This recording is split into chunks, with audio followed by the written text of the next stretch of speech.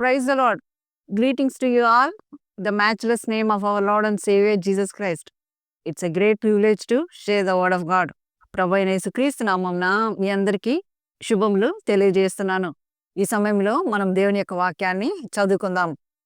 యెషయా రాసినటువంటి గ్రంథము 49వ అధ్యాయము 25వ వచనం చదువుతున్నాను, దయచేసి విందాం. నీతో యుద్ధము చేయవారితో నేను యుద్ధము చేసేదను, నీ పిల్లలను నేను రక్షించేదను. Now we will read from English Bible. The book of Isaiah, 49th chapter, 25th verse. But thus says the Lord, even the captives of the mighty shall be taken away, and the prey of the terrible be delivered. For I will contend with him who contends with you, and I will save you with your children. Amen.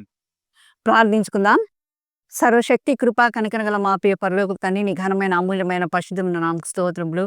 నువ్వు మాట్లాడే దేవుడు నాయన తండ్రి, ప్రార్థన వినే దేవుడు, మా పక్షం నుండి పోరాడే దేవుడు నాయన.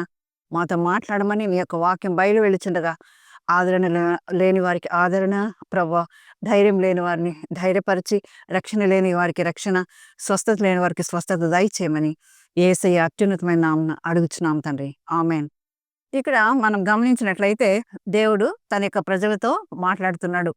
నీతో యుద్ధము చేయవారితో నేను యుద్ధం చేసేదను, నీ పిల్లలను నేను రక్షించేదను.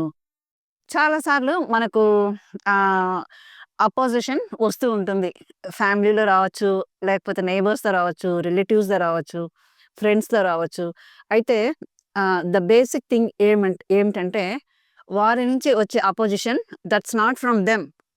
వారి వెనకల బిహైండ్ ఆఫ్ దెమ్ ఒక పవర్, ఈవిల్ పవర్ అనేది వాళ్ళను ప్రేరేపిస్తూ ఉంటుంది అనమాట. అందువల్ల వాళ్ళు మనల్ని చూడగానే ఇరిటేట్ అవుతూ ఉంటారు. ఒకసారి నేను బ్యాంకు వెళ్ళాను. ఒక బ్యాంక్ ఆఫీసర్తో నాకు వర్క్ ఉండిందనమాట. 2-3 టైమ్స్ నేను అబ్జర్వ్ చేశాను. నన్ను చూడగానే అతనికి ఒక విధమైనటువంటి ఇది అనమాట, అంటే హీ కెనాట్ ఫేస్ మీ. అప్పుడు నాకు అర్థమైంది, maybe some evil power is chasing him అని అనేది నాకు అర్థమైంది అనమాట. చాలాసార్లు మనం వింటూ ఉంటాం, కొంతమందిలో చనిపోవాలనే థాట్స్ కూడా వస్తూ ఉంటాయి. అయితే ఆ థాట్స్ వచ్చినప్పుడు వాళ్ళని కూర్చోబెట్టి మనం కౌన్సిలింగ్ చేసినప్పుడు వాళ్ళు చెప్తూ ఉంటారు, నాకు పడుకున్నప్పుడు లేకపోతే నిద్రలో ఉన్నప్పుడు, ఒంటరిగా ఉన్నప్పుడు ఎవరో they are forcing me to suicide attempt చేయమని ఏదో ఒక ఆత్మ లేకపోతే ఒక ప్రేరణ నన్ను ప్రేరేపిస్తూ ఉంటుందని చెప్తూ ఉంటారు. అలాగే ఒక అమ్మాయి రైల్వే ట్రాక్ మీద దొరికిందనమాట. అప్పుడు అక్కడ ఉన్నటువంటి మనుషులు ఆ అమ్మాయిని తప్పించి పక్కకు తీసుకొని వచ్చి అడిగినప్పుడు, why you want to suicide అన్న అడిగినప్పుడు షీ ఆన్సర్డ్ సేమ్ థింగ్ అనమాట, some power is chasing me. ఎప్పుడు నా యొక్క చెవిలో అది వినబడుతూ ఉంటుంది. ఏదో ఒక స్పిరిట్ చేసినట్లుగా నాకు అనిపిస్తున్నప్పుడు వారు ఆ అమ్మాయిని తీసుకొని వెళ్ళి పాస్టర్ గారి దగ్గరికి తీసుకొని వెళ్ళి ప్రార్థన చేయించిన తర్వాత షీ బికేమ్ నార్మల్. ఆ విధంగా చాలాసార్లు మనము అపోజిషన్ ఫేస్ చేస్తూ ఉంటాం. అయితే ప్రభు అయినటువంటి యెహోవా ఏమని ప్రామిస్ చేస్తున్నాడంటే తన పిల్లలతో, I will fight those who fight you and I will save your children. ఆయన ప్రామిస్ చేస్తున్నాడు. కొన్నిసార్లు ఒంటరిగా మనం ఉండవచ్చు. అయితే దేవుడు అంటున్నాడు, you are not alone, I'm with you అని మ్యాథ్యూస్లో మనం చూస్తున్నాం. అంతేకాకుండా ఎవరైతే ఒంటరిగా ఉంటారో వాళ్ళకు కూడా దేవుడు ధైర్యం చెప్తూ ఉంటారు. చాలాసార్లు డీలా పడిపోతూ ఉంటాం ఒంటరిగా ఉన్న వారు, లేకపోతే ప్రాబ్లమ్స్లో ఉన్నటువంటి ఫ్యామిలీ, మనం ఒంటరిగా ఉండిపోయినామే అని. అయితే దేవుడు అంటున్నాడు, ఒక్కరు 1000 మందిని తరుముగా ఇద్దరు 10,000 మందిని తరుముదురు. Our calculations are different. దేవుని యొక్క క్యాలిక్యులేషన్స్ డిఫరెంట్గా ఉంటాయన్నమాట. ఇప్పుడు మనం ఒక్కరు 1000 మందిని తరిమితే ఇద్దరు 10,000 మందిని తరుముతారని వాక్యము.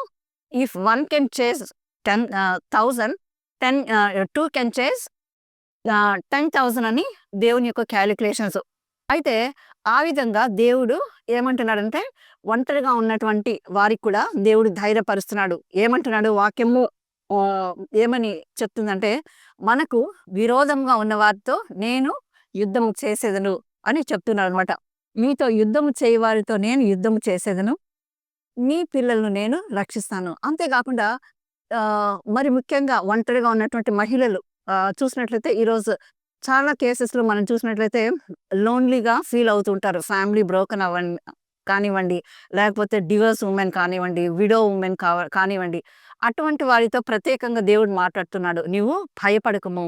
ఎందుకంటే ఏమంటున్నాడంటే విధవరాలు పక్షమున, ఒంటరిగా ఉన్న మహిళ పక్షమున నేను పోరాడతాను. అంతేకాకుండా తండ్రి లేని పిల్లలకు నేను న్యాయం తీరుస్తానని ఆయన వాగ్దానం చేశాడు.